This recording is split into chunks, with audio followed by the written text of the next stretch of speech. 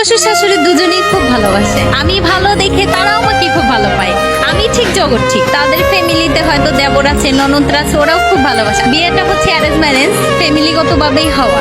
আমার শ্বশুর শাশুড়ি পছন্দ ছিল, দেবরদের পছন্দ ছিল, এই জন্য হয়েছে। কিন্তু আমাদের ফ্যামিলি পারিবারিক ভাবেই হয়েছে, তারা পছন্দ করছে, নিয়েছে।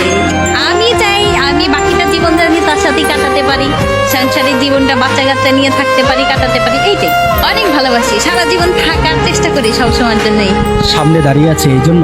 না, মোটেও না, একদমই না। আমি সামনে দাঁড়ানো না, আমি পিছনে বসে সব সময় বলি যাতে আমি সারা জীবন জানি তার সাথে আমি থাকতে পারি। কারণ আমার আব্বু আম্মুর ইচ্ছা, আমার ইচ্ছা, তারা পছন্দ করে দিছে, আমিও গেলাম, তারাও পছন্দ করছে, খুব ভালোই আছি সাংসারিক জীবনে, তাদের নিয়েও ভালো আছি, খুব ভালো আছি আলহামদুলিল্লাহ। কথায় কথায় হাসেন, এই হাসির রহস্য কি?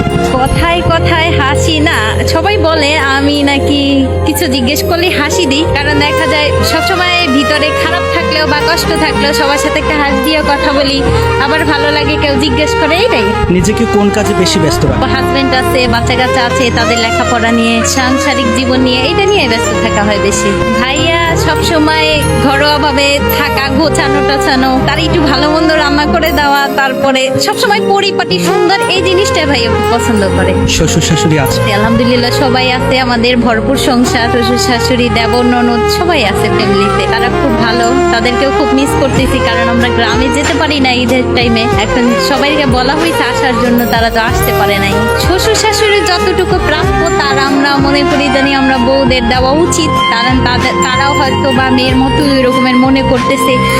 আমরা নিজেরা ঠিক, তো শ্বশুর শাশুড়ি আমাদের এমনিতেই ভালো পাবে। তাদের যত্ন নেওয়াটা, তাদের ভালোবাসা, যেমন তাদেরকে আমরা ভালোবাসলে তারা অবশ্যই আমাদের ভালোবাসবে সবকিছু দিক দিয়ে, এই আর কি। আপনি নিজের জায়গা থেকে কতটুকু পেরেছেন তাদের জন্য?